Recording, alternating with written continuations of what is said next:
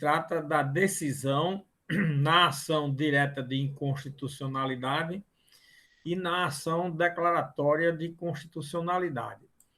Esse capítulo, ele, na realidade, disciplina matérias que são comuns às duas espécies de ações, sendo que a ação direta de inconstitucionalidade é a ação por omissão,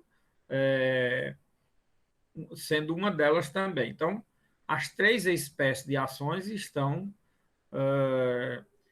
em alguns temas, regulamentadas nesse capítulo 4 da lei, não é?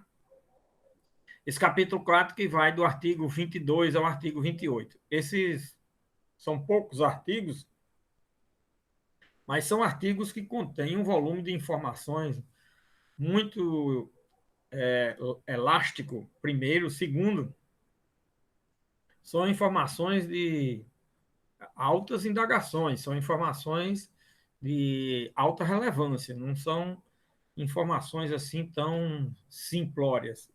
Nós temos aí questionamentos os mais variados possíveis, mas também são assuntos que estão na ordem do dia, como a gente vai ver aqui, não é?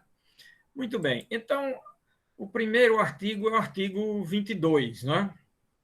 Esse artigo 22 que afirma o seguinte: a decisão sobre a constitucionalidade ou a inconstitucionalidade da lei ou do ato normativo somente será tomada se presentes na sessão pelo menos 8 ministros. Então, nós estamos aqui diante de do quê? Nós estamos aqui diante do quórum. Do quórum. O artigo 22 cuida de quórum. Quórum de quê? Quórum de assentada de julgamento. O que é o quórum de assentada de julgamento?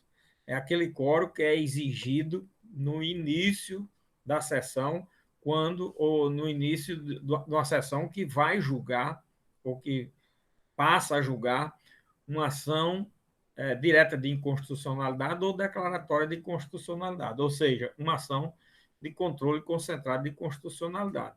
Aí o Supremo tem 11 ministros, tem que ter, na hora de que tiver havendo esse julgamento, um julgamento de uma ação dessa, tem que ter, estar presente pelo menos 8 ministros. Se em algum momento da sessão, algum ministro, se tiver, a sessão estiver se desenvolvendo apenas com 8 ministros, em algum momento da sessão, algum ministro precisa de sair, às vezes isso acontece com o presidente do tribunal, que às vezes tem compromissos institucionais e não pode deixar de comparecer, ou de reuniões, etc. E aí ele sai, vamos admitir que aconteça isso. Se o vice-presidente tiver, quem vai assumir é o vice-presidente, mas se o vice-presidente não tiver, quem assume é o decano. Então, tem essas peculiaridades nos colegiados, né? Se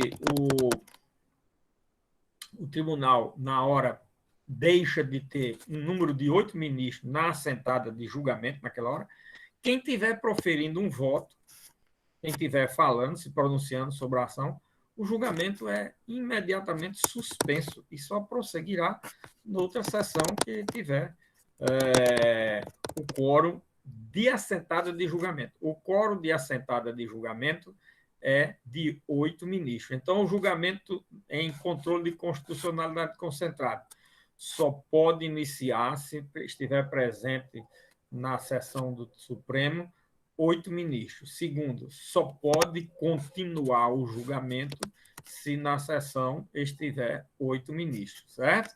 Então, é isso que afirma o artigo 22. Tá? Quórum de assentada de julgamento. Agora, vem depois o artigo 23. Né? Esse artigo diz o seguinte: efetuado o julgamento, olha aqui, efetuado o julgamento, quer dizer, realizado o julgamento, aí deverá ser proclamado o quê? Proclamar-se-á a constitucionalidade ou a inconstitucionalidade da disposição ou da norma impugnada, se num ou noutro sentido se tiverem manifestado pelo menos 6 ministros, quer se trate de ação direta de inconstitucionalidade ou de ação declaratória de constitucionalidade. Então, nós temos aqui o quê agora? Agora, no artigo 23, caput, nós temos o quórum de resultado do julgamento. Esse é o detalhe desse artigo 23. Ele também cuida de quórum de julgamento, mas é o quórum do resultado, não é da assentada de julgamento para iniciar o julgamento. Aqui é depois do julgamento. Depois do julgamento, vamos contar os votos, como foram esses votos, se foi pela constitucionalidade ou pela constitucionalidade. E aí, quando chegar a maioria de 6 votos, é o que diz expressamente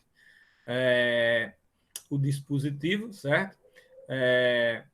Num ou no outro sentido, se tiverem pelo menos 6 ministros se manifestado ou pela constitucionalidade ou inconstitucionalidade. Se 6 ou mais declarar a constitucionalidade, a lei está declarada constitucional. Se 6 ou mais declararem a inconstitucionalidade, a lei está declarada inconstitucional, certo?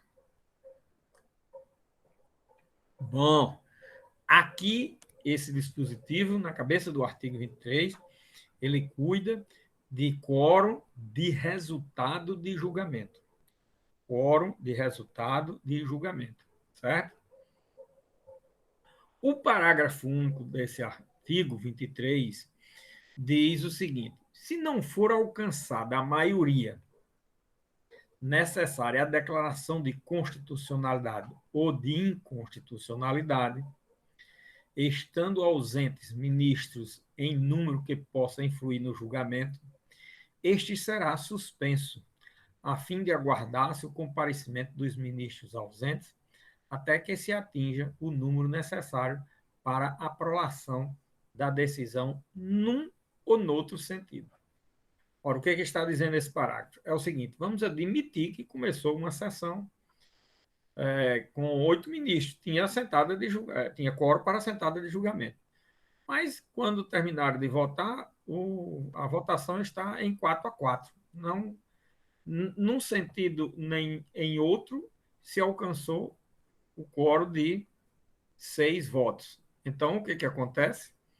Será, logicamente, suspenso o julgamento e no dia de outra sessão que tiver os ministros faltosos, eles terão que se pronunciar, terão que votar, certo? Terão que votar, proferir o seu voto, ou pedir vista para proferir o voto vista, certo?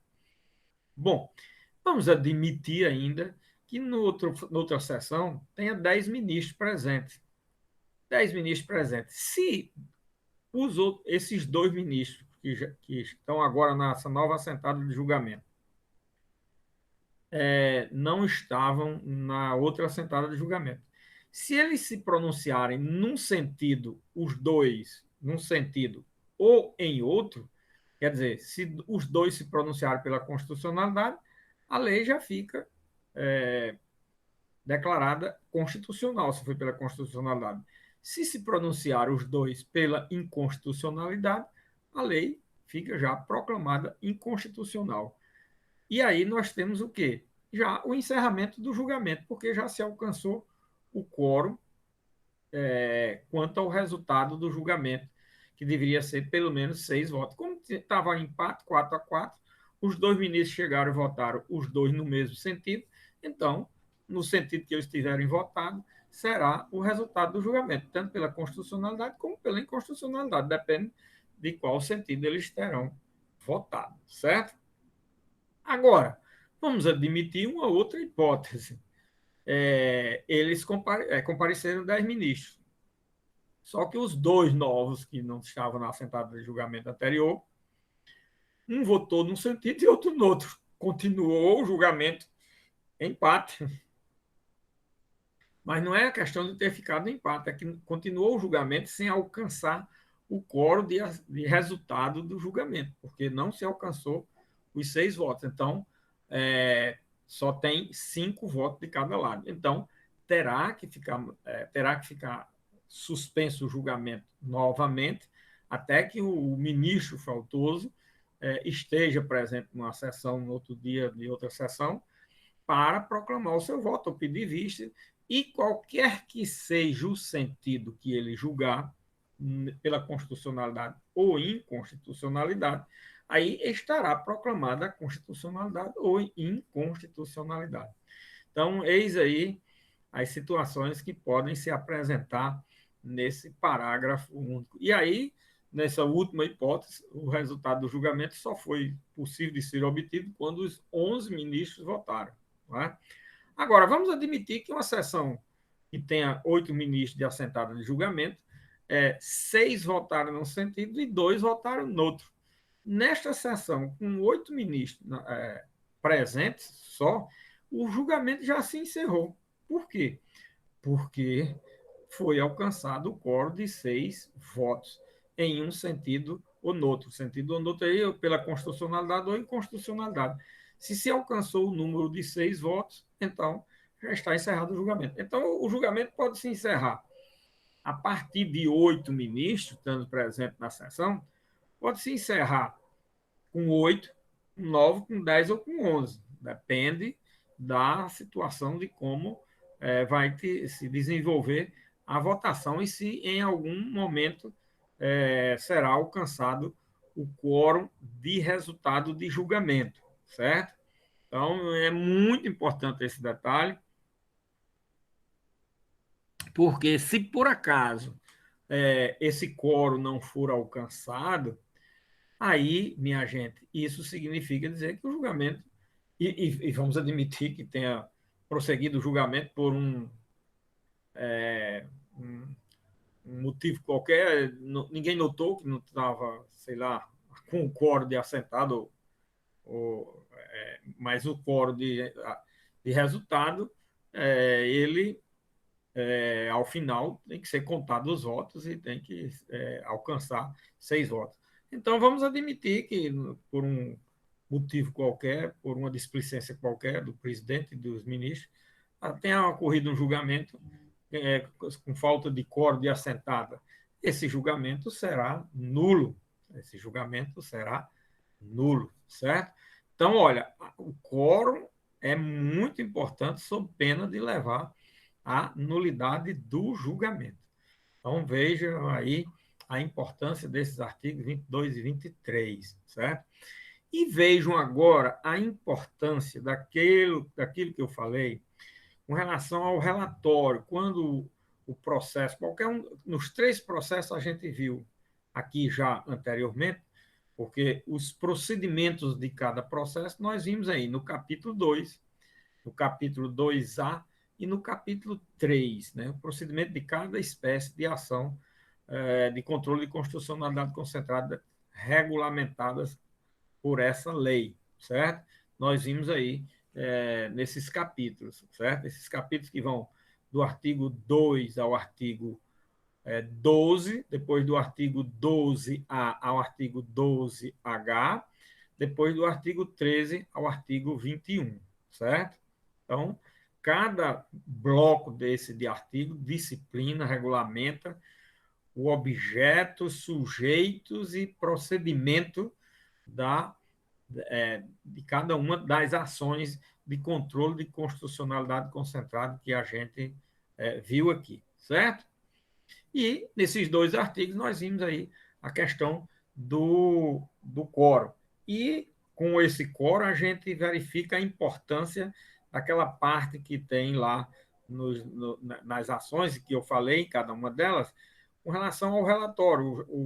Quando o relator já tem obtido toda a instrução do processo, fará um relatório cuja cópia será distribuída a cada um dos ministros. Olha como é importante a distribuição do relatório, porque pode acontecer uma situação dessa que a gente está vendo aqui nos artigos 22 e 23, e isso é importante para efeito de resultado, assentado de julgamento e resultado do julgamento, certo?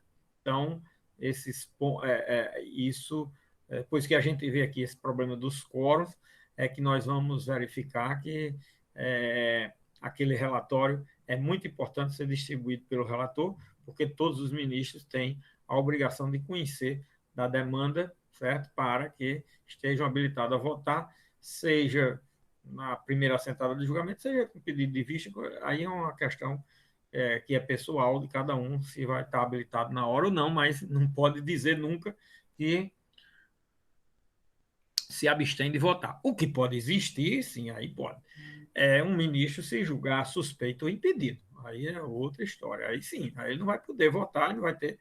Aí o quórum vai ter que ser alcançado com o que ficar. Esse aqui é o detalhe, vai ter que ser alcançado com o que ficar. Aí, né, se não alcançar o quórum, professor, se não alcançar o quórum, a lei não é declarada nunca inconstitucional. Por quê? Porque a constitucionalidade se presume. Tá? Agora, a inconstitucionalidade ela tem que ser reconhecida. Então, fica a mesma situação, mas fica uma situação de absoluta insegurança. Por quê? Porque não vincula, né, não produz efeito erga omnes, não, o resultado do julgado não indica nada. Tá? Principalmente se esse julgado tiver ficado em empate. Aí continua a mesma divergência, a mesma polêmica da inconstitucionalidade. Até um dia o Supremo se pronunciar quando tiver uma outra composição na corte. Esse aqui é o dilema, certo? Bom, aí em seguida a gente tem o artigo 24. Esse artigo é muito interessante, ele é assim meio óbvio, redundante, mas aparentemente, mas ele é de uma importância extraordinária. Esse artigo 24 diz o seguinte: proclamada a constitucionalidade, quer dizer, quando o Supremo diz, olha, esta lei é constitucional. Nesse caso, julgar-se-á improcedente uma ação direta ou procedente de eventual ação declaratória. Então, quando o Supremo alcança um quórum de 6 votos dizendo que esta lei é constitucional, o que está acontecendo? Se for numa ação direta de inconstitucionalidade, ela está sendo julgada improcedente. Se for numa declaratória de constitucionalidade, ela está sendo julgada procedente. Não é? Porque o Supremo está declarando a constitucionalidade, se é uma ação declaratória, está julgando procedente. Se é uma ação direta de inconstitucionalidade, está julgando improcedente, se ele alcançar o quórum de declarar a constitucionalidade. Aí, no mesmo artigo, continua. E proclamada a inconstitucionalidade, quando o Supremo alcança o quórum de 6 votos pela inconstitucionalidade, aí se estará julgando procedente uma ação direta e improcedente eventual ação declaratória. Ou seja, se o julgamento estiver ocorrendo numa ação direta, a ação direta está sendo julgada o quê? Procedente. Mas se o julgamento estiver ocorrendo numa ação declaratória, a ação declaratória está sendo julgada improcedente. O que é, professor, precisa disso? E tem sim. Por quê? Porque esse artigo 24, ele dita uma característica é uma característica muito peculiar a processos especiais. Quando vai se estudar processos ou procedimentos especiais no código, a primeira aula sobre procedimentos especiais é indicar as características de um procedimento especial. Precisa-se saber por que aqueles procedimentos, por que aqueles procedimentos são especiais. Existe uma série de características que indicam por que o procedimento deve ser especial. Aqui é uma ação direta, é uma ação de controle de constitucionalidade concentrada, que o legislador está dizendo que ela tem natureza dúplice. Então, uma das características das ações especiais, dos procedimentos especiais, é a sua natureza dúplice. Essa característica é exceção à regra. Os processos, em regra, não têm natureza dúplice. Como é uma exceção à regra, os processos que têm natureza dúplice, é preciso que o legislador diga expressamente. E o que é um processo que tem natureza dupla ou que não tem natureza dupla, professor? Vou só dar um exemplo aqui para poder facilitar a compreensão. Isso é uma matéria que eu estou tendo ela como tendo sido dada, certo?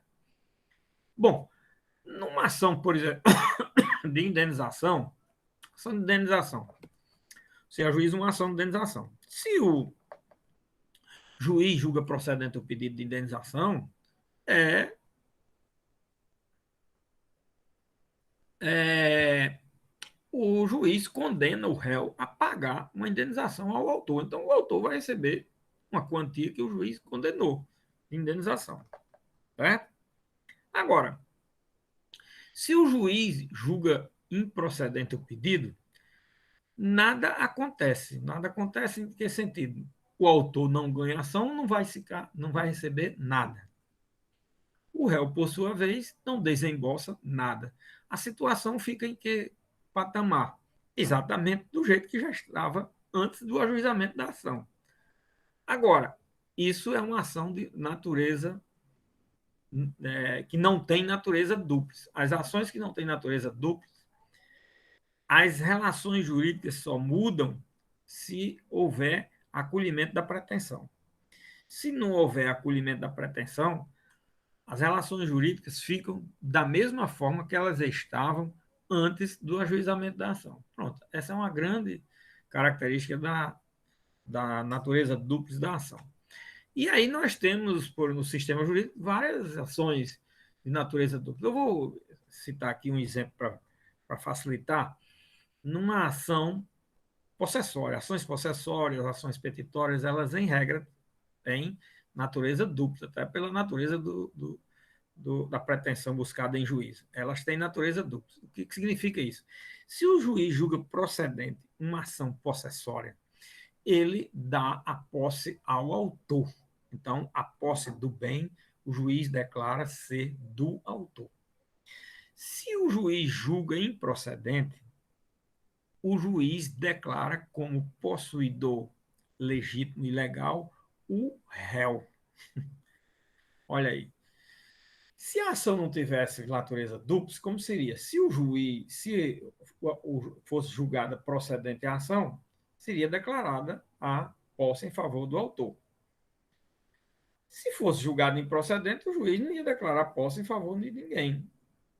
A situação ficaria da mesma maneira que estaria antes do ajuizamento da ação. Tá vendo? Então, a ação possessória tem natureza dupla. Aqui, a mesma coisa. Numa ação direta de inconstitucionalidade. Uma ação direta de inconstitucionalidade, o autor está buscando o quê? O autor está buscando uma declaração de inconstitucionalidade, que seja declarada inconstitucional a lei. Bom, se a ação tivesse natureza simples, não fosse dúplice, né? Então o que acontecia? Se fosse julgado procedente o pedido, fosse alcançado o quórum de 6 votos pela inconstitucionalidade, a ação seria julgada procedente e declarada inconstitucionalidade. Se ela não tivesse natureza dupla. Agora, se ela fosse julgada improcedente, o Supremo se limitava a dizer que julga improcedente a ação, certo? E não iria proclamar a sua constitucionalidade. Ia ficar a mesma situação que estava anteriormente ao ajuizamento da ação. Só que o legislador aqui não quer isso. Essa ação tem natureza dupla. Então, se for uma ação direta de inconstitucionalidade, se o quórum for alcançado, por isso que é muito importante a questão, a questão do quórum também. Se o quórum for alcançado pela inconstitucionalidade, com 6 votos, então a ação direta de inconstitucionalidade é julgada procedente e declarada a inconstitucionalidade. Agora, se o quórum for dizendo que a lei é constitucional, não reconhecendo a inconstitucionalidade, o Supremo julga improcedente a ação e declara a lei constitucional. Olha aí como é interessante, certo? Por isso que esse artigo 24, uma questão do quórum, é muito importante, muito relevante. Muito bem. Esse artigo 24, a gente está vendo aí, a importância dele, porque está definindo a natureza dúplice das ações de controle de constitucionalidade concentrada. Pelo menos essas três ações que a gente viu aqui até agora, anteriormente, no texto da lei, nos capítulos 2, 3, 2, 2A e 3, elas, uma vez julgadas, o resultado final tem que haver uma proclamação dessa circunstância prevista no artigo 24. Ok, minha gente? Muito bem. Informações aí muito importantes, úteis, e que está começando a haver mais informes bem relevantes e altamente relevantes para se saber o resultado do julgamento das ações. E depois o artigo 25, que diz o seguinte: julgada a ação após o julgamento, far-se-á a comunicação à autoridade ou ao órgão responsável pela expedição do ato. Aqui, logicamente, o legislador está o quê? Só dizendo que, uma vez julgada a ação, será feita a comunicação à autoridade ou órgão responsável pela expedição do ato. Por quê? Porque se a lei foi declarada constitucional, é só para dizer, olha, a lei continua tendo, a lei continua compondo a ordem jurídica, é como se estivesse dizendo isso, essa comunicação. A lei continua compondo a ordem jurídica brasileira e não foi nada alterado, ela é constitucional, então fica-se sabendo disso. Quando quando é declarada a inconstitucionalidade, é como se o legislador disse, como essa comunicação estivesse dizendo, olha, essa lei foi declarada inconstitucional, então, a partir de agora ela não faz mais parte do sistema jurídico nacional. Ela não tem nenhuma força eficacial, não se pode aplicá-la na prática, ela não tem aptidão para obter os resultados que lhe são inerentes e para o fim a qual ela foi criada. Por quê? Porque foi declarada inconstitucional. Foi declarado, quando se declara inconstitucional, é declarada inválida a lei. A lei, quando é declarada constitucional, ela é válida. Quando declarada inconstitucional, ela é inválida. Certo? Bom, e aí tem uma exceção a essa regra. Essa exceção foi tratada no artigo 12H. Isso em qualquer ação, professor? Não. A ação direta de inconstitucionalidade por omissão, nós vimos no artigo 12H que o tratamento da questão da decisão nessa ação direta, ele não está aqui, ele está lá, no capítulo 2A da ação direta de inconstitucionalidade por omissão, especificamente no artigo 12H, que nós analisamos exaustivamente aqui. E nessa análise, nós vimos que existe uma série de problemas também com relação a essa ação. Aqui é para ação direta de inconstitucionalidade por ato comissivo e para ação declaratória de constitucionalidade, porque é apenas informando como é que saiu o resultado do Supremo Tribunal Federal. Certo? Artigo 25. Aí vem depois o quê? O artigo 26. A decisão que declara a constitucionalidade ou a inconstitucionalidade da lei ou do ato normativo em ação direta ou em ação declaratória é irrecorrível, ressalvada a interposição de embargos declaratórios, não podendo igualmente ser objeto de ação rescisória.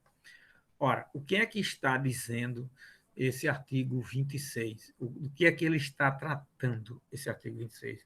Qual o ponto central, o fulcral, que esse artigo se destina a regulamentar?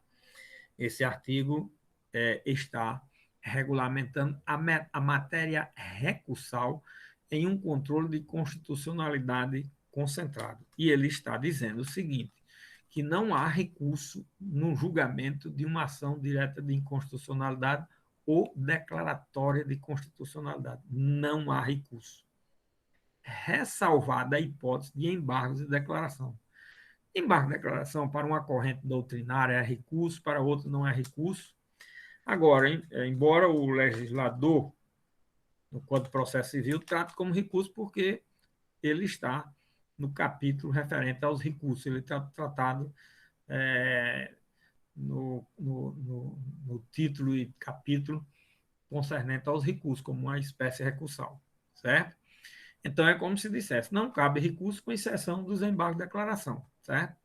Agora, também do resultado que sai dessa decisão, o recurso, enquanto há recurso, a decisão não transita em julgado, a ação não transita em julgado, a decisão não transita em julgado, a sentença não transita em julgado, não é isso?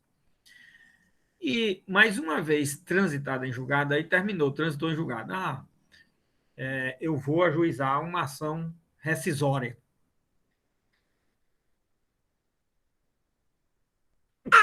Nossa, desculpa aí. Não é cabível também ação rescisória numa ação de controle de constitucionalidade concentrada.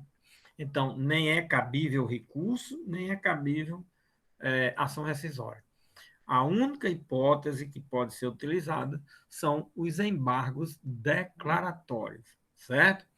Então, esse artigo 26 cuida especificamente dessa matéria, certo? O artigo 26 cuida dessa matéria. Então, nós temos aí já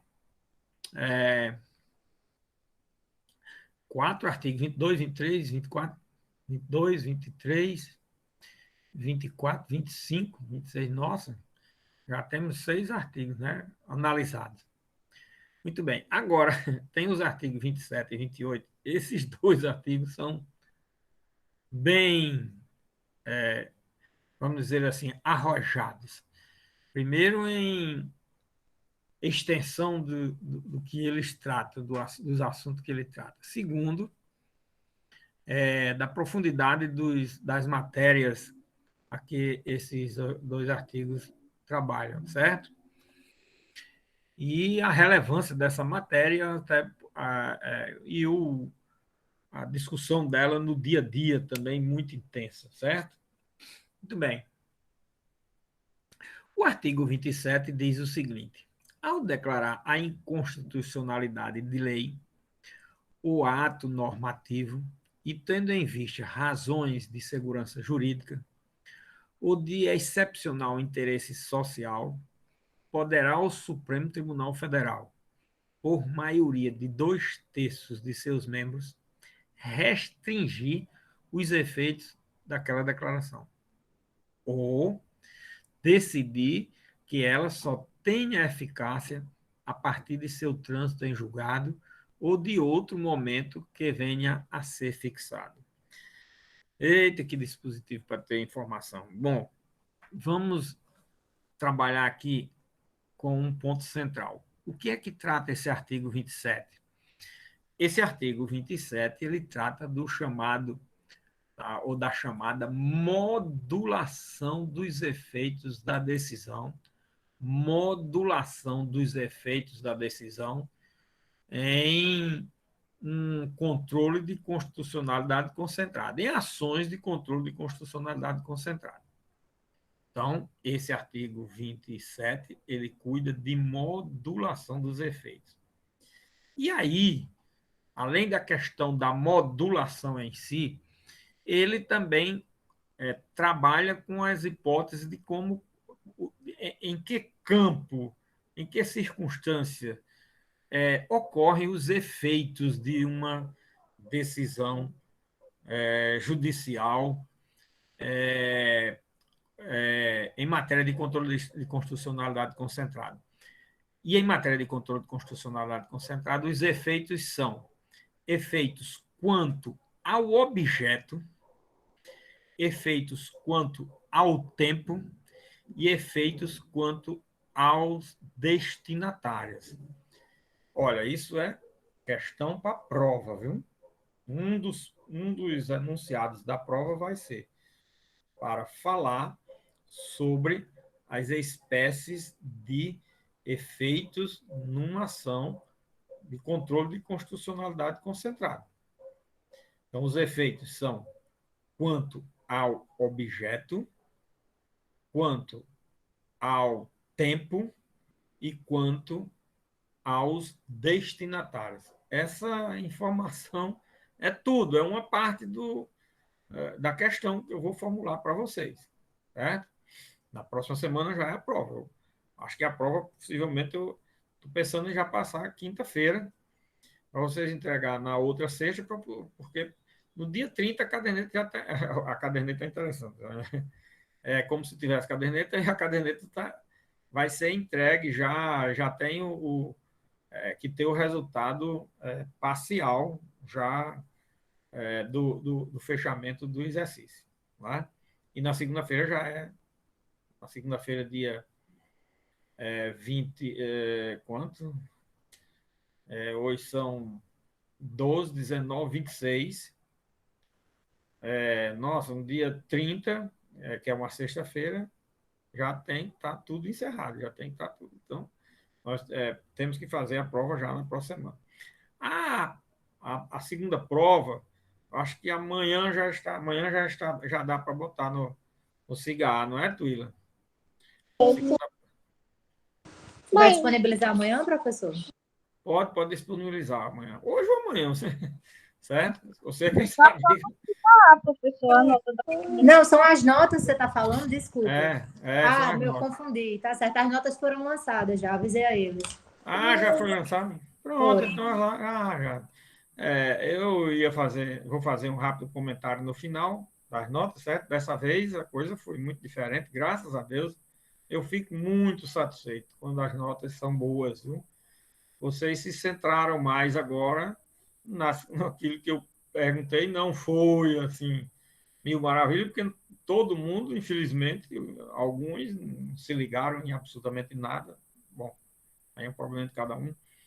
Mas a maioria, a esmagadora maioria, se centrou no que eu falei, foram para lá para ver, mas ainda houve uns errozinhos, umas coisas que eu vou comentar no final, ok? Mas, no geral, agora eu só posso elogiar que vocês entenderam mais ou menos o recado. Mais de 80% da turma entendeu bem o recado com relação a como é que eu quero uma prova. Não é porque é questão de eu querer, pelo amor de Deus. Não é porque eu só quer se for assim. Não, não é assim. É porque eu quero que vocês façam aquilo que vocês vão fazer no resto da vida, em alguma coisa na vida que vocês fizerem. Eu estou ensinando a vocês, eu estou dando as dicas, eu estou dizendo, indicando, mostrando. É assim, se você não fizer assim, você não vai passar no concurso. Estou dizendo isso. É muito absurdo eu dizer isso. Bom, não é porque eu queira, não, minha gente. Eu estou dando ideias que são boas para vocês. É só isso, certo? Bom, então vamos aqui para a análise do artigo 27. Primeiro, modulação dos efeitos. Segundo, mostrar que quanto aos efeitos, eles podem ser quanto ao objeto, quanto ao tempo e quanto aos sujeitos. Quanto ao objeto e quanto ao tempo, está aqui no artigo 27, mas quanto aos sujeitos, aos destinatários da decisão, ele está lá no parágrafo 1 do artigo 28, certo? Então, olha isso daí que é para vocês, quando forem fazer na prova, fazer desse jeito. Efeitos quanto ao objeto. Aí está lá no artigo 27, vocês vão falar. Vou mostrar aqui e dizer aqui. Efeitos quanto ao tempo. Está lá no artigo 27. Eu vou dizer aqui, explicar e vocês, logicamente, vão pôr na prova. Efeito quanto aos destinatários. Lá no parágrafo 1 do artigo 28, eu vou explicar, e o que eu explicar é o que vocês vão colocar na prova. Entenderam aí agora?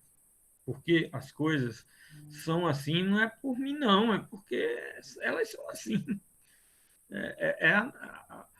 O objeto ou os objetos que nós estamos estudando são esses. Eu estou passando só a informação para vocês.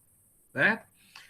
Bom, então, ao declarar a inconstitucionalidade de lei normativa e tendo em vista razões de segurança jurídica do excepcional interesse social, vou ler de novo, porque esse artigo é muito rico. Poderá o Supremo, por maioria de 2/3 de seus membros, restringir os efeitos daquela declaração ou decidir que ela só tenha eficácia a partir de seu trânsito em julgado ou de outro momento que venha a ser fixado. Bom, para a gente entender esse artigo 27, é preciso que se entenda o seguinte: quando o Supremo declara a inconstitucionalidade de uma lei, ou o Judiciário, naqueles casos em que se pode declarar a inconstitucionalidade, quem pode declarar a inconstitucionalidade de uma lei é o Supremo e os plenos dos tribunais de justiça federais, etc., né? De acordo com a Constituição Federal. Muito bem. Quando se declara inconstitucional, sim, isso no controle, o Supremo no controle difuso, ou no controle concentrado, e esses outros tribunais, logicamente, só em controle difuso, né? Ou, eventualmente, Tribunal de Justiça em controle concentrado de normas municipais em alguns estados, certo? Bom, o que o legislador aqui está colocando? O legislador está colocando situações que, se por acaso, por ocasião do julgamento, o Supremo vier a reconhecer essas situações, ele pode fazer essa modulação de efeitos que eu estou falando aqui. Mas quando é que ele pode fazer? Se ele, diante do julgamento, disser: nós estamos diante de uma situação que leva a ser considerado razões de segurança jurídica ou razões de excepcional interesse social. Olha, isso daqui é muito importante, a questão da segurança jurídica, a instabilidade que essa decisão vai causar, vai provocar mais instabilidade do que estabilidade. O excepcional interesse social vai haver uma repercussão muito grande do âmbito social, isso, aquilo. Eu vou mencionar aqui exemplos depois e a gente vai ver porque esses requisitos às vezes estão presentes e precisam estar presentes. Bom, se acontecer isso, o Supremo pode o quê? Primeiro, restringir os efeitos daquela declaração. Quando o legislador diz aqui, o Supremo pode restringir os efeitos daquela declaração, ele está dizendo que os efeitos, ele está tratando, aliás, dos efeitos quanto ao objeto. Se eu restringo os efeitos de uma lei produz efeitos no campo disso, daquilo outro, com relação a A, B ou C. Aí o Supremo diz: não, mas essa lei ela só pode albergar o campo X ou Y, não pode ser o campo Z, M, J, ou só pode alcançar determinados destinatários X, e não todos os destinatários que está se pensando que a lei destina. Então, o Supremo aí está o quê? Restringindo os efeitos da declaração, que na realidade é o objeto da própria lei. Ele está mexendo no objeto da lei com relação ao seu alcance, com relação à sua extensão, com relação à sua limitação, ou ampliação ou amplitude de aplicação. Então, ele está mexendo com o objeto da lei. É restringir os efeitos dessa declaração. Isso é produção de efeitos no campo do objeto da declaração de inconstitucionalidade. Certo? Então, ponto. O outro é decidir que ela só tenha eficácia a partir de seu trânsito em julgado ou de outro momento que venha a ser fixado. Ora, se o legislador está dizendo que ela só pode ser, que o Supremo pode decidir que a lei tenha eficácia a partir do seu trânsito em julgado, essa eficácia é o que? Ex nunc. Então, isso significa dizer que o julgamento, sem o Supremo dizer isso, ele é o quê? Ex tunc. Por quê? Porque a outra parte do dispositivo, que é a última parte, diz o seguinte: ou de outro momento que venha a ser fixado.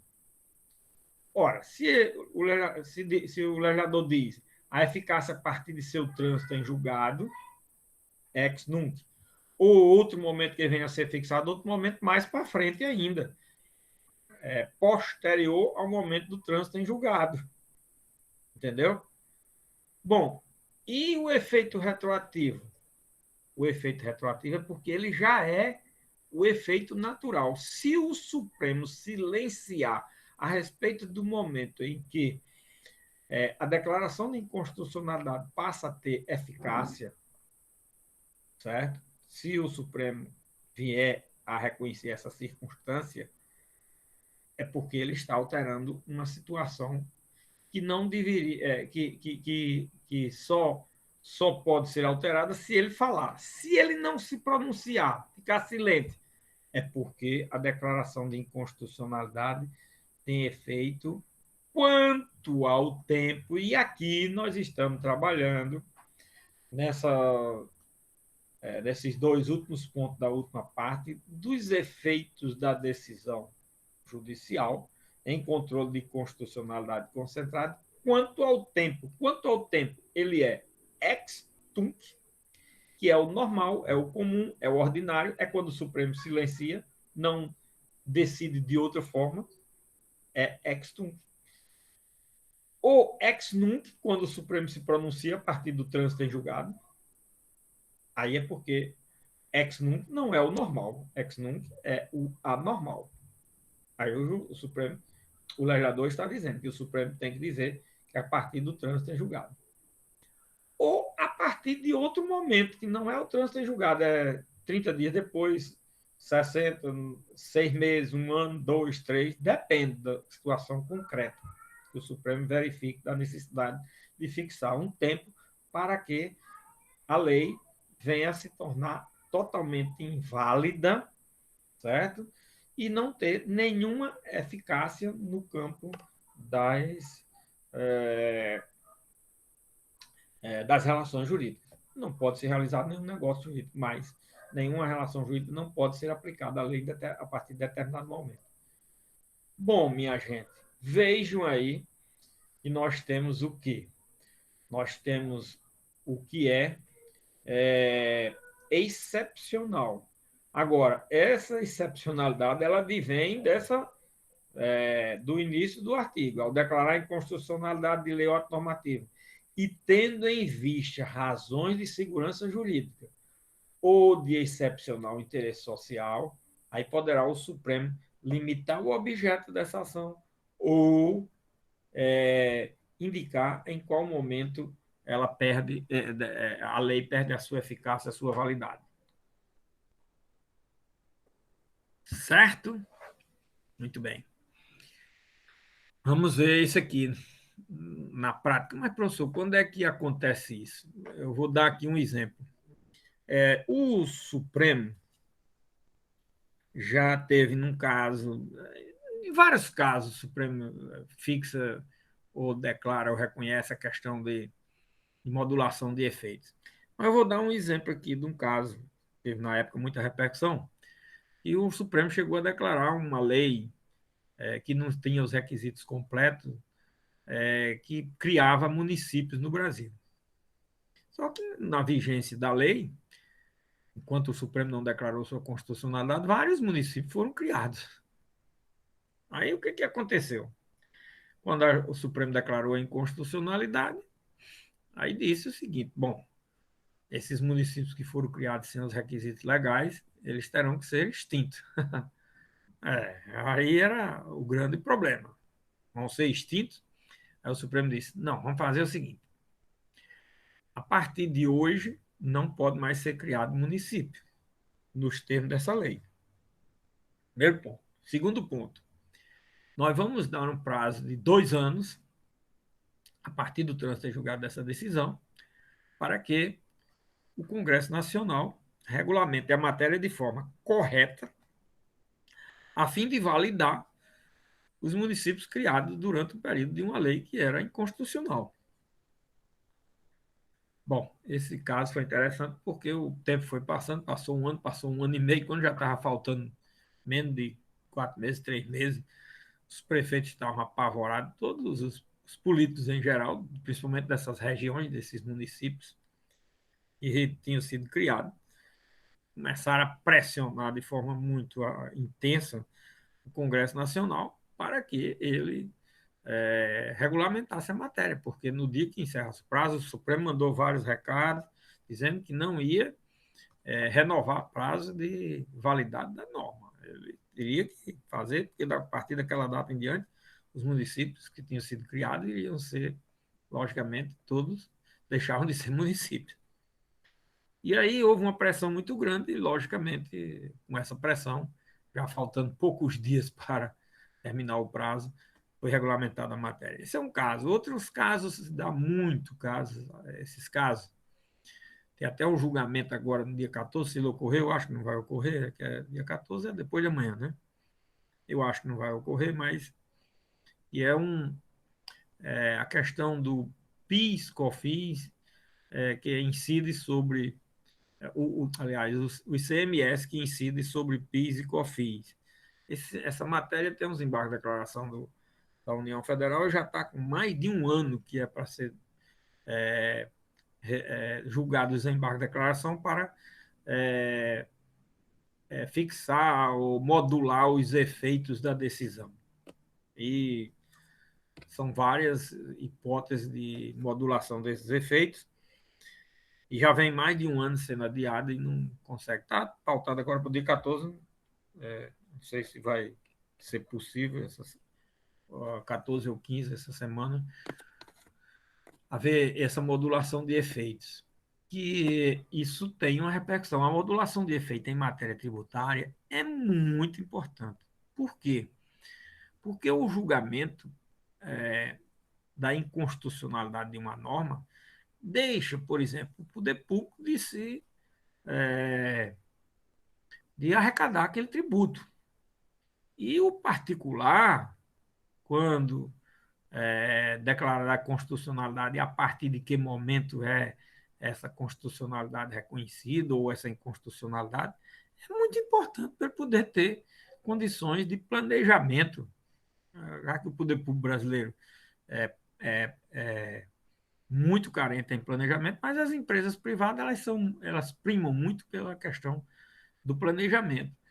Então, eles ficam numa situação de difícil previsibilidade e as atividades empresariais e as atividades estatais, elas precisam de previsibilidade, precisam de ter um indicativo mais ou menos seguro das coisas para poder se desenvolver e se realizar os negócios.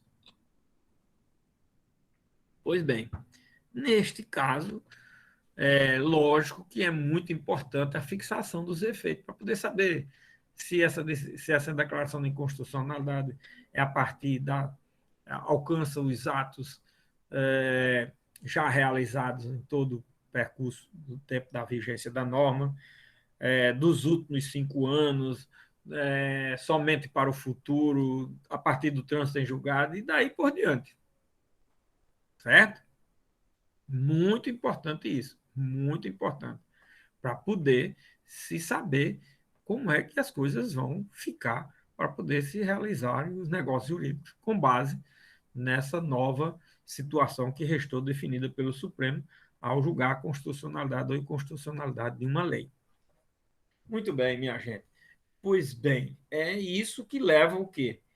A uma modulação dos efeitos quanto ao momento. O momento é um efeito ex tunc, ou seja, retroagindo a data do nascimento da lei, um efeito ex nunc, a partir do trânsito em julgado da decisão que declarou a inconstitucionalidade ou constitucionalidade, ou em outro momento fixado pelo Supremo Tribunal Federal, daqui a 6 meses, 1 ano, 2, o que for. Pois é. Isso é modulação dos efeitos com relação ao tempo, certo? E ainda modulação dos efeitos com relação ao objeto, que é a questão de restringir os efeitos da declaração de inconstitucionalidade.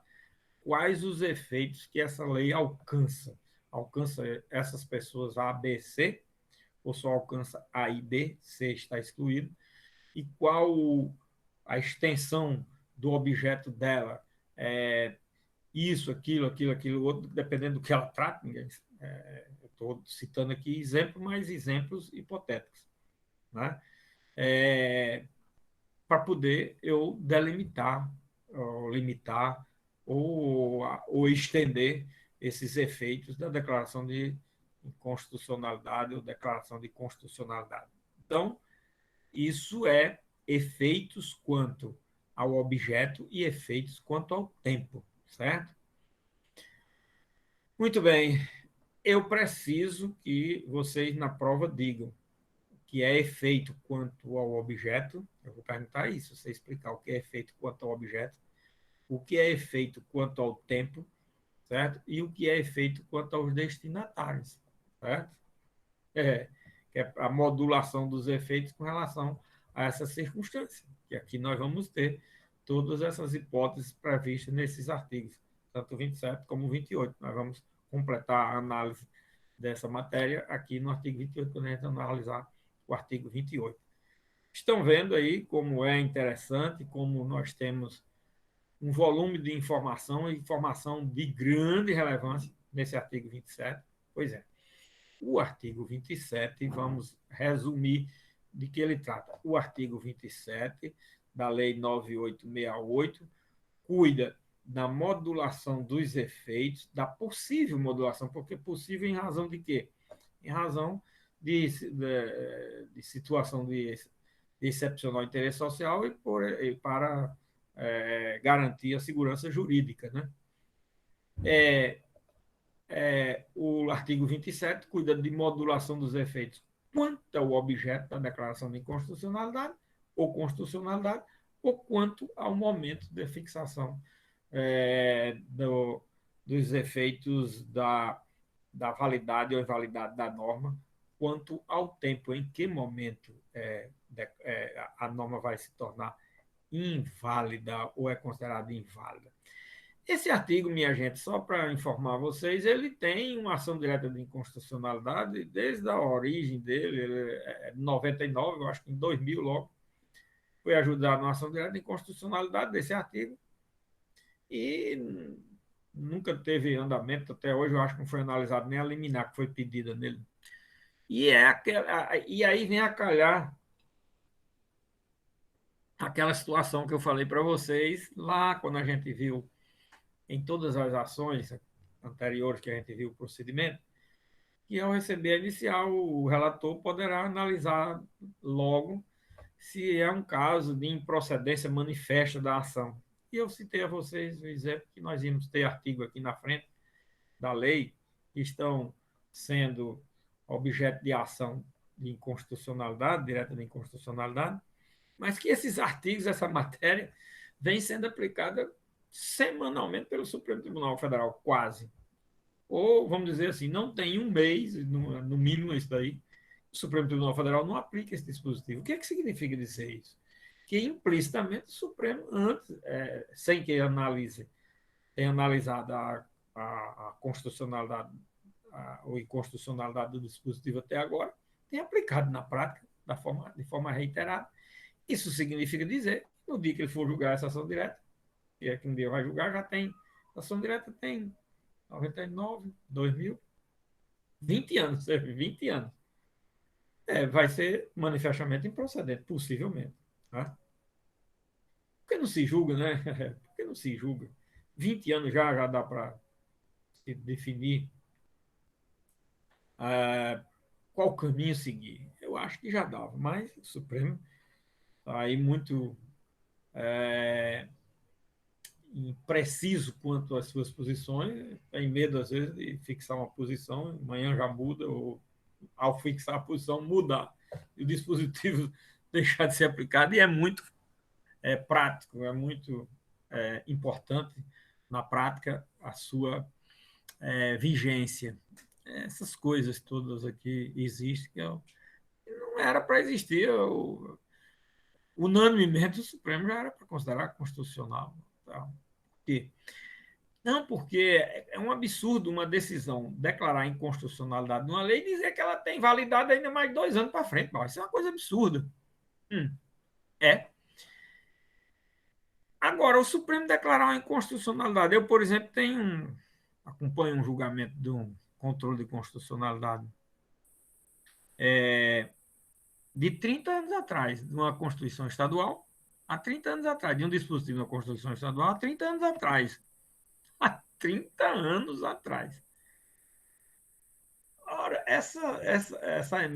esse artigo já provocou concursos, nomeações, pessoas que já foram nomeadas, já se aposentaram, outras morreram, têm pensões garantidas por força disso. Se o Supremo declarar essa inconstitucionalidade, vamos admitir, ele vai ter que dizer que a inconstitucionalidade só vai ser, na pior das hipóteses, doravante o julgamento.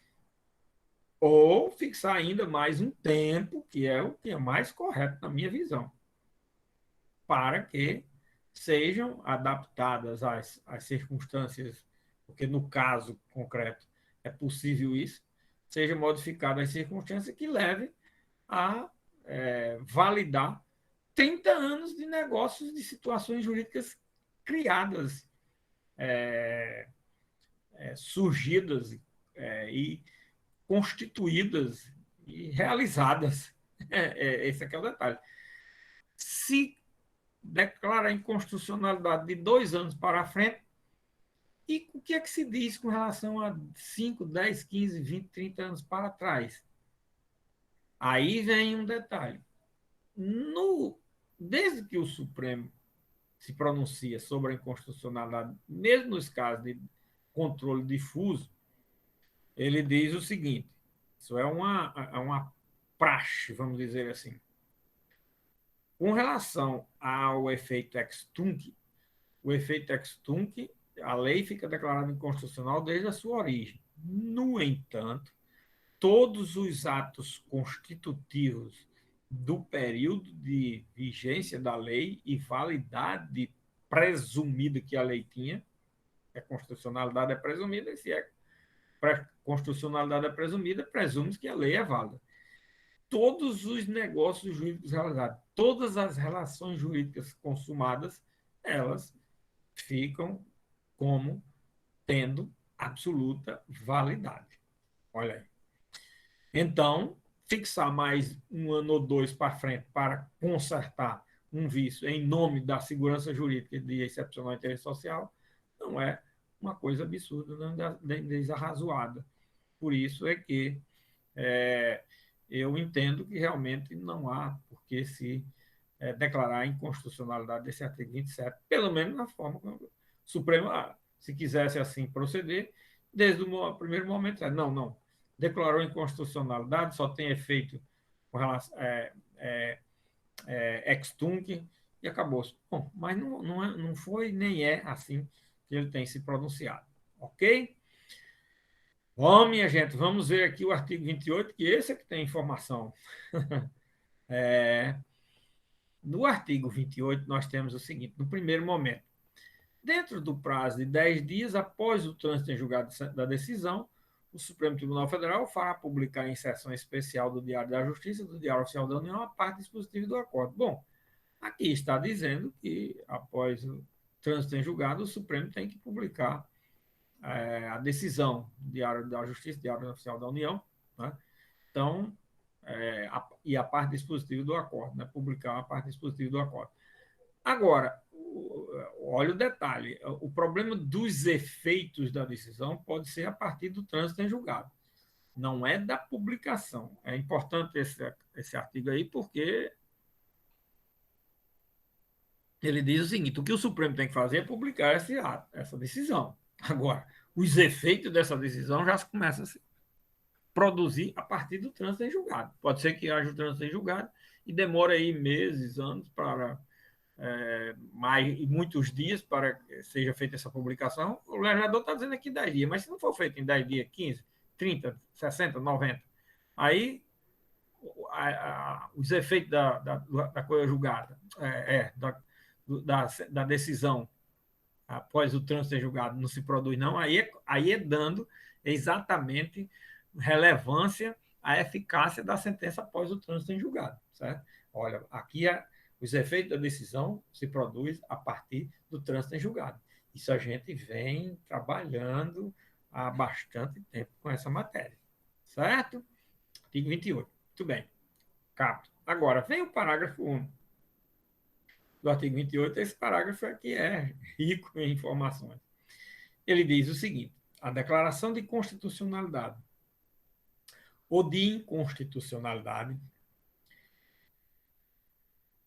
inclusive a interpretação conforme a Constituição, e a declaração parcial de inconstitucionalidade, sem redução de texto, tem eficácia contra todos e efeito vinculante em relação aos órgãos do Poder Judiciário e administração pública federal, estadual e municipal. Eis aqui o parágrafo 1. Esse parágrafo 1 cuida de muita matéria, muitos assuntos importantes. Primeiro, ele cuida de dizer quantas espécies de declaração de inconstitucionalidade existem no nosso sistema jurídico brasileiro. Olha, esse parágrafo 1 tem isso. Segundo, ele trata da questão dos efeitos da decisão com relação aos destinatários, quando diz tem eficácia contra todos. Terceiro, ainda vincula a decisão. A decisão é vinculante com relação aos órgãos do Poder Judiciário e também com relação à administração pública federal, estadual e municipal. Então, vejam como o parágrafozinho, ele tem informações.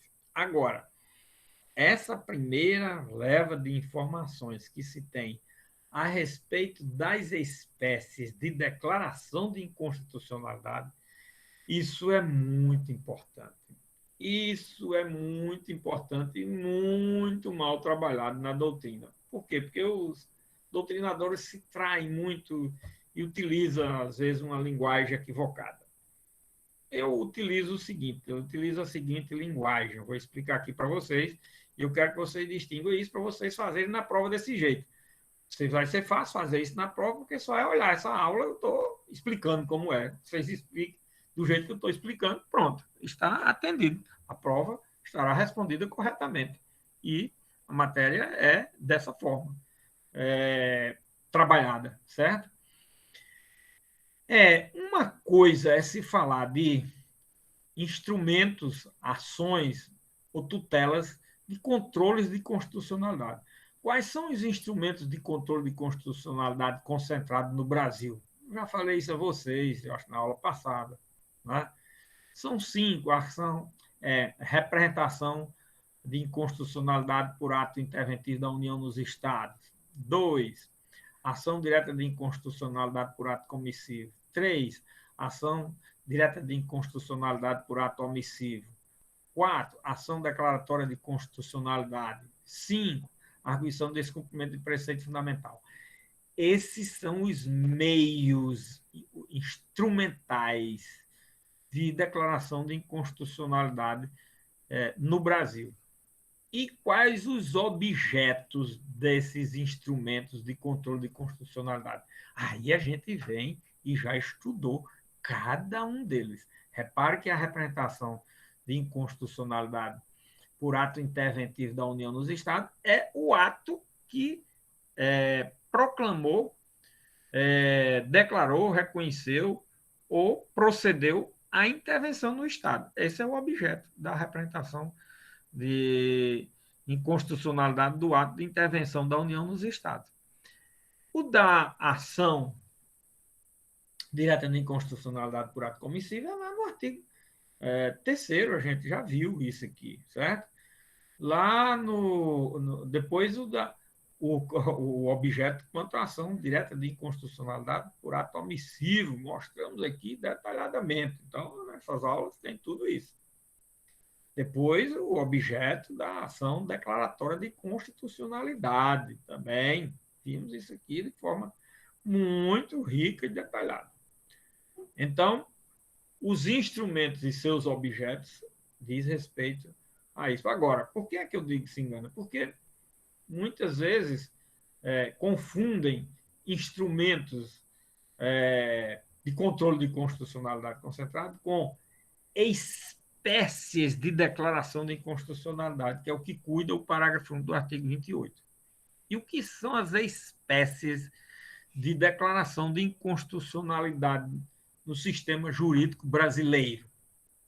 Bom, as espécies de declaração de inconstitucionalidade ou de constitucionalidade no sistema jurídico brasileiro são a inconstitucionalidade total, né? Porque se tem a inconstitucionalidade parcial sem redução de texto, é porque tem uma inconstitucionalidade total.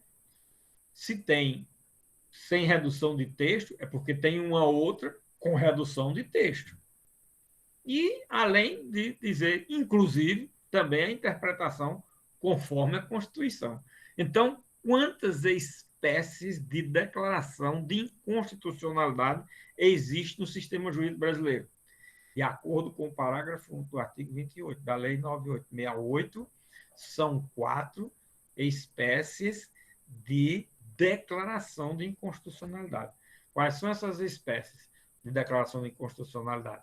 É a declaração de inconstitucionalidade total, é a declaração de inconstitucionalidade parcial com retirada de texto, é a declaração de inconstitucionalidade parcial sem retirada ou sem redução de texto e a declaração de inconstitucionalidade conforme a Constituição. Estão vendo aí? Agora, o que significa? Como é que se dá cada uma? Vou explicar agora. Se vocês vierem para essa aula, responde muito bem a questão. Eu vou fazer essa pergunta também. Do mesmo jeito que eu disse com relação à modulação dos efeitos, com relação ao objeto de cada ação, vou também formular com relação às espécies de declaração de inconstitucionalidade. As espécies de declaração de inconstitucionalidade. Isso está sendo gravado para vocês fazerem o trabalho em cima dessa ideia. Tá certo? Bom, e como é que se dão essas declarações de inconstitucionalidade, professor? Vamos lá. A declaração de inconstitucionalidade total. Quando é que se dá a declaração de inconstitucionalidade total? Ela se dá quando se vai ao judiciário pedir ajuizar uma ação direta de inconstitucionalidade, pedindo que seja declarada inconstitucional a lei número tal, toda inteira, totalmente. Isso é possível? É possível, por diversos motivos. Por circunstâncias formais, por circunstâncias materiais. Por exemplo, circunstâncias formais, em razão da lei não ter obedecido o processo legislativo previsto na Constituição Federal e no regimento interno da Casa, do Congresso, das casas, ou de ambas as casas do Congresso, né? Quando se trata de lei federal. É uma hipótese, né? Outra hipótese de motivo material, inconstitucionalidade material. Por exemplo, a lei de imprensa ela foi, na realidade, declarada não recepcionada pela Constituição, foi considerada como incompatível com a Constituição, não é? Incompatibilidade da lei com a Constituição. E aí, por não ter sido recepcionada. A lei de imprensa. Agora mesmo está em discussão a questão da Lei de Segurança Nacional, vai ser também objeto, talvez ainda esse ano, de análise pelo Supremo Tribunal Federal, não é? Que também é questão de recepção. Mas, por exemplo, a lei de pesquisa coisa, como é? A lei de pesquisa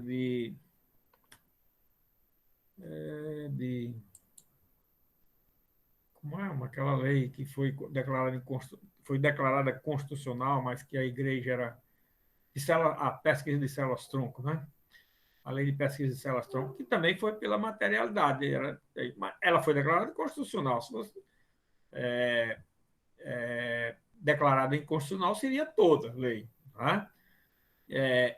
Essa é a declaração de inconstitucionalidade total. É quando todo o texto da lei é considerado inconstitucional, ou todo o texto da lei. Se o texto da lei não foi pedida a sua inconstitucionalidade e não foi reconhecida a inconstitucionalidade e sim sua constitucionalidade, é também declaração de inconstitucionalidade total, certo? Bom, parcial sem retirada de texto. A parcial sem retirada de texto, certo? É quando parcial. Não, vamos para primeiro. Parcial com retirada de texto. A parcial com retirada de texto é quando o Supremo se pronuncia e você tem pedido através de uma ação direta de inconstitucionalidade que seja declarada a inconstitucionalidade de um artigo inteiro da lei, ou de um parágrafo da lei, ou de um inciso da lei, ou de uma linha da lei, mas que ele totalmente seja um ou outro desses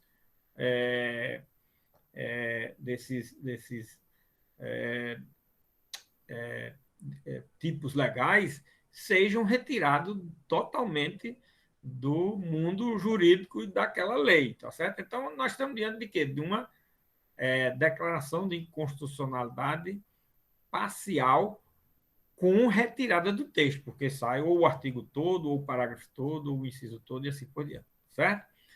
Declaração de inconstitucionalidade parcial com retirada do texto. Agora, tem outras situações em que a declaração de inconstitucionalidade é parcial sem retirada do texto. Sem retirada do texto, o que é que afinal o Supremo declara inconstitucional? O Supremo declara inconstitucional, nesse caso, determinadas expressões, palavras ou trechos de um dispositivo, de um artigo, de um inciso, de uma linha. Vou dar um exemplo que é muito comum acontecer, a aprovação de textos legais, sempre com ressalvas no final do texto de artigo. Salvo isso, exceto aquilo, ressalvada a hipótese tal. Essas ressalvas que tem bastante na legislação, às vezes, são ressalvas que são colocadas porque o legislador, o Congresso, tem dificuldade de obter quórum para aprovação da lei. Então, chega um parlamentar e diz, não, eu só boto se for possível tal coisa. Ele diz, então, tá certo, aí, vírgula, exceto nas hipóteses tais. Pronto, atendeu aquela vontade. Aí o partido político agora adere à aprovação da lei, não é? Ou por outra, olha, você incluiu aí nesses benefícios previdenciários tais e tais tipos de beneficiário, não pode ser todos esses daí, isso daí é inconstitucional, não pode ser daí por isso, por aquilo. Aí o parlamentar, o partido diz, não, mas eu só aprovo se for incluindo esse daí. Aí o Congresso vai dizer, então vamos botar esse daí. Aí depois eles mesmos orienta algum legitimado do artigo 103 a entrar com ação direta de inconstitucionalidade, porque aquilo é realmente inconstitucional. Aí o Supremo, ao declarar inconstitucionalidade, manda retirar aquelas palavras, aquelas pessoas, aquelas situações, mas o dispositivo continua lá, ele não é prejudicado, ele continua intacto no que diz respeito a não ser retirado do mundo jurídico, retirado do texto da lei. Certo? Essa é a declaração de inconstitucionalidade sem retirada, parcial, sem retirada do texto. Certo? Bom, temos aí 3 espécies. E a quarta? A quarta é a declaração de inconstitucionalidade conforme a Constituição, que é a primeira que o legislador trabalha, certo? A declaração de inconstitucionalidade conforme a Constituição. E como é essa declaração de inconstitucionalidade conforme a Constituição? Essa declaração de inconstitucionalidade, ela ocorre quando o Supremo Tribunal Federal faz uma leitura da lei diferente da leitura do que está escrito. A lei permanece escrita da forma que está, mas a leitura para se entender o texto da lei não é aquela que você extrai da literalidade da lei, e sim aquela que você faz, que o Supremo Tribunal Federal faz sobre a lei. Vou dar um exemplo aqui. O artigo 38 da Lei 6.830. Essa lei é a Lei de Execução Fiscal de 1980. Na época houve uma grande discussão. Esse artigo ele diz o seguinte, que a matéria objeto de uma execução fiscal não pode ser discutida em juízo a não ser através de mandado de segurança, de ação declaratória e de ação desconstitutiva do lançamento, vamos chamar assim. Não é essa expressão autorizada na lei, não, mas essa. E aí diz, esta, quer dizer, quando é uma ação de desconstituição do lançamento, precedida de depósito do valor indicado no lançamento, na apuração do débito fiscal. E diz o seguinte, se não houver, isso significando, se não for feito o depósito do valor correspondente ao que foi apurado pelo fisco, você não pode ajuizar essa ação. Então, essa ação, esse dispositivo inviabiliza as ações de repetição de indébito, de nulidade de débito fiscal, imagina. Um absurdo. Então, o que aconteceu? O que acontece? Antes mesmo da Constituição de 88, 7 de 1980, foi seu Supremo. O Supremo disse, para fazer declarar a inconstitucionalidade do artigo 38 e retirá-lo do mundo jurídico, ou seja, era uma declaração de inconstitucionalidade parcial com retirada de texto. Eu queria retirar todo o artigo 38. O Supremo disse, não. Nem é de retirada de texto, nem também parcial sem retirada de texto. Deve ser uma interpretação conforme. Mas conforme quanto? É o seguinte, o dispositivo fica escrito dessa forma. Se algum contribuinte quiser fazer o depósito ao ajuizar uma ação dessa natureza, é uma questão dele, para não vedar essa possibilidade ou não ter essa possibilidade. Então, fica o legislador aí, fica o que está dito na legislação, porém, com um detalhe: se o contribuinte não quiser ou não puder fazer esse depósito, basta ele dizer que não pode ou não deseja fazer o depósito. Isso não é fator de inibir, inviabilizar ou vedar a possibilidade do uso da ação de nulidade de débito fiscal. Aí o que aconteceu? O texto legal ficou, mas se for vedado o ajuizamento de uma ação de nulidade de débito fiscal por não existir o depósito, é inconstitucional essa medida. Por isso é que não pode o judiciário, aí a decisão era viabilizando todas as ações que fossem juizadas sem depósito, o judiciário não podia, nem pode deixar de conhecer e de dar seguimento à ação. Pronto. Agora, se a parte quiser fazer o depósito, ela faz o depósito e, ao final do resultado da ação, assim foi o dito pelo Supremo, a parte perdendo, ela não tem mais que pagar nada. Aquele depósito será revertido em renda e ela também não pagará nenhum acréscimo de nada. Pronto. Foi exatamente isso que o Supremo escreveu. E a leitura do dispositivo ficou sendo essa forma escrita pelo Supremo Tribunal Federal. Isso é que é declaração de inconstitucionalidade conforme a Constituição. É lógico que essa divisão, principalmente de declaração de inconstitucionalidade conforme a Constituição, com declaração parcial de inconstitucionalidade, sem redução de texto, nossa, a doutrina diverge muito e é muito imprecisa em explicar essas situações. E Marco Aurélio mesmo é um ministro que é muito crítico dessa diferença entre a declaração de inconstitucionalidade conforme e a declaração de inconstitucionalidade parcial sem retirada de texto. Mas eu, vendo como é que ficam os dispositivos legais, depois que a declaração de inconstitucionalidade é proclamada, a gente vê naturalmente que há essa diferença. Na declaração de inconstitucionalidade conforme não é tirado nenhuma palavra, nenhum texto, nadinha. É o quê? É feita uma leitura de acordo com o que o Supremo fez.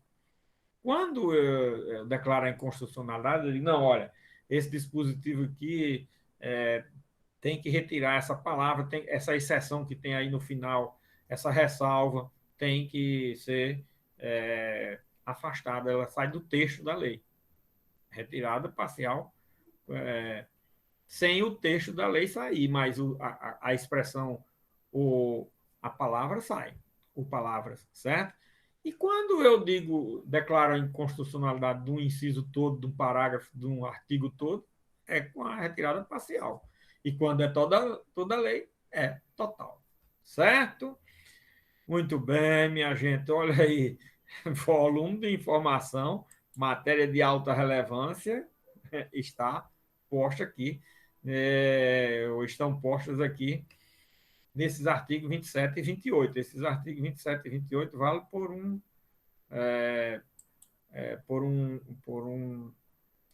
uma lei inteira, né? Qualquer que seja a lei, porque o volume de informação, e isso para se aplicar na prática, estou analisando aqui abstratamente, colocando exemplos para facilitar, mas isso vocês não querem saber. Às vezes, a questão de modulação dos efeitos. O Supremo, às vezes, passa uma tarde inteira discutindo uma modulação de efeitos, e às vezes não faz, porque a modulação dos efeitos tem problema de quórum, né, para modular os efeitos, né? Esse que é o dilema, né? Problema de quórum. Por maioria de 2/3, olha aqui, ele só pode modular os efeitos no artigo 27 se tiver uma maioria de 2/3 de seus membros. Quer dizer, se 8 dos 11 ministros se pronunciarem no sentido da modulação dos efeitos e com um denominador comum. Então, a primeira coisa, tem que concordar todo mundo. Vamos modular os efeitos. Se 4 ministérios... Não, eu não quero modular os efeitos. Pronto, já não pode nem discutir a modulação dos efeitos. E aí, depois que diz, vamos modular. Agora, como é que vai se modular esse efeito? Aí tem que, no mínimo, 8 ministros seguir uma determinada orientação. Reparem como é complicado. Não é fácil. Né? Então, na prática, minha gente, a discussão é muito rica, muito profunda. Certo? Muito bem. Então, aí, olha, nós temos aí no máximo de exiguidade de tempo possível, passando o que eu posso dar de informações sobre os institutos jurídicos, né? Diante do tempo que a gente tem aí exíguo para encerrar o semestre. Nós vimos aí nessa lei 3 ações de controle de constitucionalidade, né? Eu espero que tenha passado um volume de informação. Isso é matéria para se estudar a vida inteira. Viu? Vocês estão vendo aí, só 2 artigos aí, tem matéria que dá não sei quantas teses aí de mestrado, doutorado, o que for. Não é? Bom, esses artigos, tem aqui os artigos 29 e 30, sobre disposições gerais e finais, eu não vou trabalhar, porque, primeiro, o artigo 482 do Código já foi revogado, a matéria já foi disciplinada de forma diferente, não tem mais efeito. Com relação ao artigo 30, que é a Lei 8.185, é problema de controle de constitucionalidade do Distrito Federal. Aí eu também não trabalho com isso, porque é de uma justiça especializada lá no Distrito Federal. Quem for para o Distrito Federal se mudar para lá e for trabalhar na justiça, trabalhar que eu digo, ou advogar, ou, sei lá, passar num concurso no âmbito da justiça do Distrito Federal, não é no âmbito federal em Brasília, não, é no Distrito Federal, certo? Local lá. Aí estudo esse dispositivo, que é o problema de como é que é feito o controle de constitucionalidade concentrado no tribunal de lá, certo? É esse daí. Agora, a próxima etapa é a gente estudar a Lei 9882, que é a lei de arguição do descumprimento do preceito fundamental, que não vai dar tempo para trabalhar hoje. Nós vamos, logicamente, trabalhar na quinta-feira, já dá para terminar quinta-feira essa lei, certo? Outra coisa para vocês é o seguinte, sobre a prova. Como eu já falei, a prova dessa vez foi bem melhor, fiquei muito satisfeito, e eu gosto de corrigir prova que tenha que o conteúdo esteja correspondendo a alguma coisa do que eu falei, e não só do que eu falei, do que eu pedi. Né? A primeira prova fugiu demais. Nesta da agora, não, houve maior concentração, maior, mas ainda houve pecados capitais. Cita aqui uns 3 ou 4 pecados capitais. Né? Primeiro, tem gente que não, eu sei lá, não entendeu nada da pergunta, tem lá umas 3 ou 4 provas que, Ave Maria. As notas, na realidade, não refletem assim. Eu boto lá 5 para não deixar. A pessoa não respondeu 30, 40% da prova, não. É impressionante.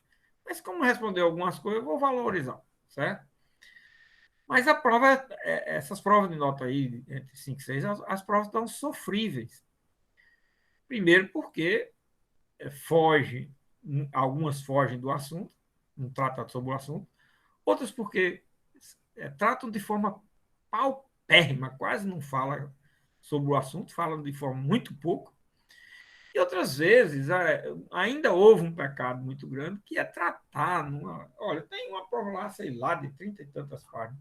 Aí vem sobre legitimidade na ação A, legitimidade na ação B, não sei o que. Olha, eu perguntei nada de legitimidade, pelo amor de Deus.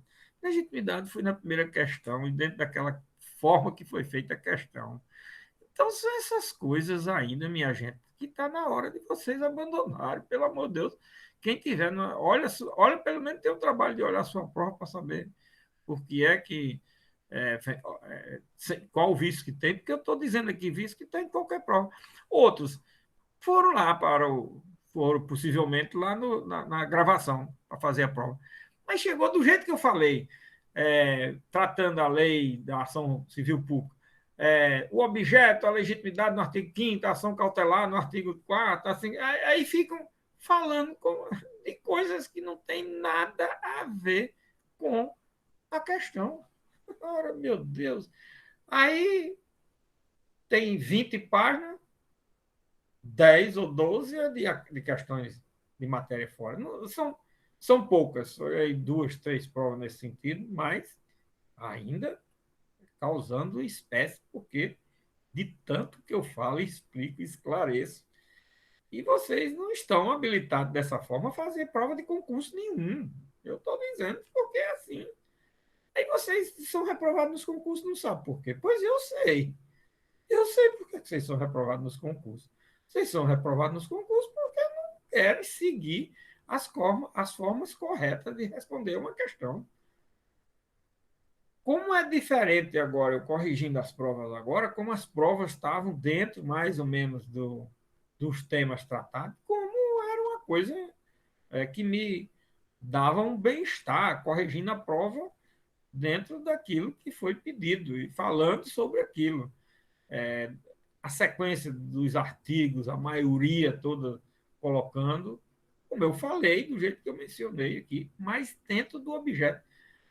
Muita gente falou do artigo 12 da Lei da Ação Civil. Artigo 12 da Lei da Ação Civil, só porque já começa no artigo 11, começa os efeitos da sentença, aí bota artigo 11, 12, 13, 14. Não, o 11 cuida de efeito da sentença da ação civil.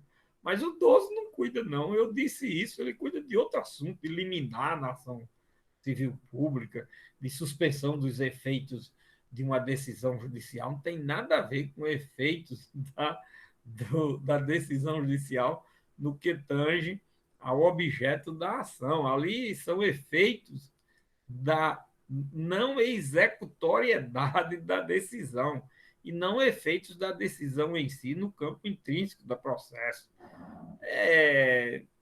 Aí colocam assim, porque está na sequência dos efeitos, aí pensa que não está, não. São coisas, são assuntos diferentes. Então, são mais ou menos esses os problemas. Agora, professor, não tem 9, tem 9, muitos 8, 9. Ninguém tirou 10, não.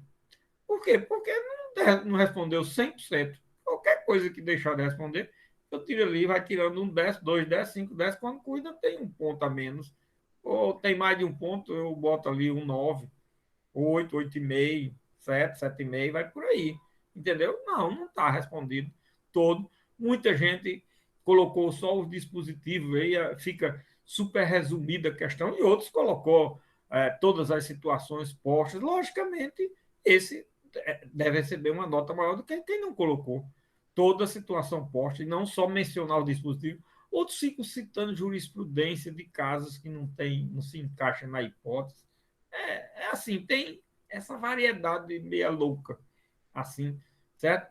Em menor extensão agora dessa vez, menor extensão, mas ainda tem esses probleminhas. E chegar e jogar a jurisprudência lá, botar 10 páginas, 8 de jurisprudência e 2 de se inscrever, e às vezes a jurisprudência não tem nada a ver com aquele assunto que está tratando. Não, também não é assim, não. Eu vou olhar tudinho. E eu sei, é muito rápido, eu não demoro a perceber que uma coisa está diferente da outra, totalmente não do que foi colocado e o que foi posto, foi pedido.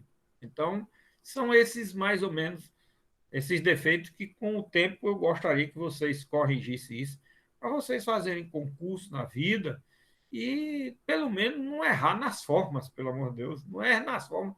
É por falta de conhecimento do conteúdo da matéria, não responda lá, sei lá.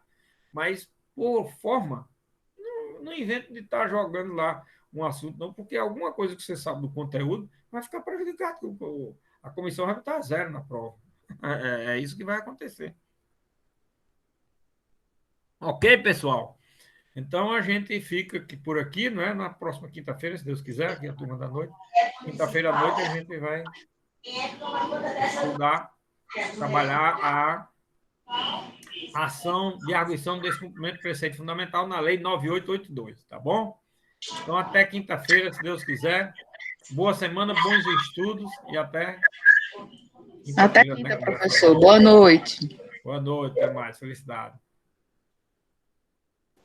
Boa noite. Tchau, tchau. Não.